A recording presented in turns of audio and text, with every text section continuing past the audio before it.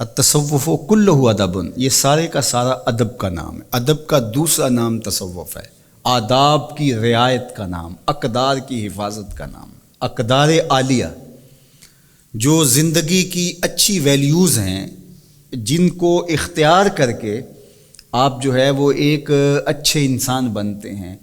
تو فرمایا کہ تصوف کلہ ادب، ان سارے اخلاق عالیہ کے حامل شخص کا نام ہی صوفی ہے۔ اس میں شکر ہے، اس میں صبر ہے، اس میں حوصلہ ہے، اس میں رازداری ہے، اس میں رواداری ہے، اس میں لوگوں کے تلخ رویوں کو برداشت کرنا ہے۔ یہ ساری چیزیں مل کر کے ایک شکل بنتی ہے، اور وہ جو خوبصورت شکل میں متشکل ہو کر کے ایک سامنے وجود آتا ہے، اس وجود کو صوفی کہتے ہیں، اور یہی حجازی فقر ہے۔ باقی تو پٹکوں والا صوفی اور مختلف رنگوں کے جبوں والا صوفی، مختلف سٹائل رکھنے والا صوفی، حق ہو کی ضربیں لگا کر کے ڈھول کی تھاپک پہ ناچنے والا، رقص کرنے والا، گھڑولیاں بھرنے والا، اور مریدوں سے بھنگڑے ڈلوانے والا، سجدے کروانے والا، ایسے صوفی تو آپ کو گلی گلی ملیں گے۔ ڈھونڈ وہ فقر کی جس کی اصل ہو حجازی، اقبال نے کہا ڈھونڈ وہ فقر کہ جس کی اصل ہو حجازی۔ اپنے ایک دوست کو خط لکھا اقبال نے، کہا کہ جب تصوف فلسفہ بننا چاہتا ہے تو فقیر کی روح سے بغاوت کرتی ہے۔ میں اس تصوف کا حامی ہوں جو ہر کی ہو، ہوتا ہے کوہ و دشت میں پیدا کبھی کبھی۔ اقبال کہتا ہے یہ نہیں ہے کہ یہ دھرتی بھانج ہوگی، کبھی ایسا آتا ہی نہیں، لیکن آتا کبھی کبھی ہے۔ اللہ اکبر۔ عمر ہا در کعبہ و بت خانہ می نالت حیات، تاز بزم غیب یک دانائے رازائد بروں۔ زندگی رو رو کے ترلے لیتی ہے اور زندگیاں بیت جاتی ہیں، پھر جا کے کہیں کوئی دانائے راز آتا ہے۔ ایسے لوگ روز روز تو نہیں آتے۔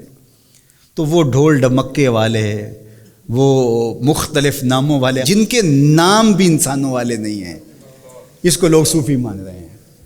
مجھے بتائیے، سر پیٹنے کو جی نہیں چاہتا؟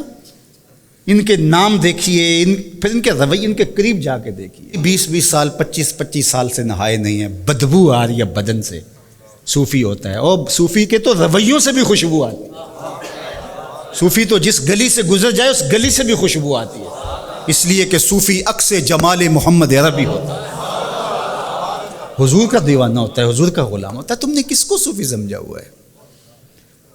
خود کرامتیں گھڑتے ہیں، خود مشہور کرتے ہیں اور لوگ مان لیتے ہیں، اور بے شرم ہو گئے ہیں، اللہ معاف فرمائے۔ اور یہ لازمی نہیں ہے کہ وہ جھٹے ہوئے بال اور جو ہے وہ بدبودار متعفن لوگ وہی ایسے ہیں۔ اس حلیہ روپ کے اندر بھی یہ سارے کاروبار ہو رہے ہیں۔ 14 صدیوں کے اندر صوفیاء کی اتنی کرامت ہے جتنی آج ایک ایک پیر کی جو ہے وہ لو لیے بیٹھے ہیں۔ کیا تماشا بنا ہوا ہے! تو صفات تو صفائی قلب کا نام ہے، یہ باطن کی صفائی کا نام ہے، یہ اندر کے اجالے کا نام ہے۔ حضرت ابو الحسن علیہ رحمہ فرماتے ہیں لیست تصوف رسوماً ولا علوماً ولکنہ اخلاق۔ تصوف رسموں کا نام نہیں، یہ سارے کا سارا اخلاق کا نام ہے۔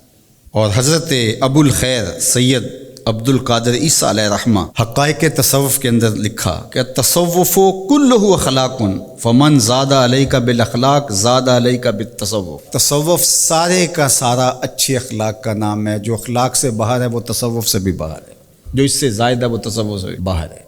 تو یہ سارے کا سارا حسن خلق کا نام ہے۔ صوفی میٹھے مزاج کا ہوتا ہے، صوفی غیرت کا حامل ہوتا ہے، صوفی باطن کا نور رکھنے والا ہوتا ہے، اللہ کی مخلوق سے پیار کرنے والا ہوتا ہے۔ مخلوق کے اندر بہائم چوپائے بھی آتے ہیں، انسان تو انسان رہے۔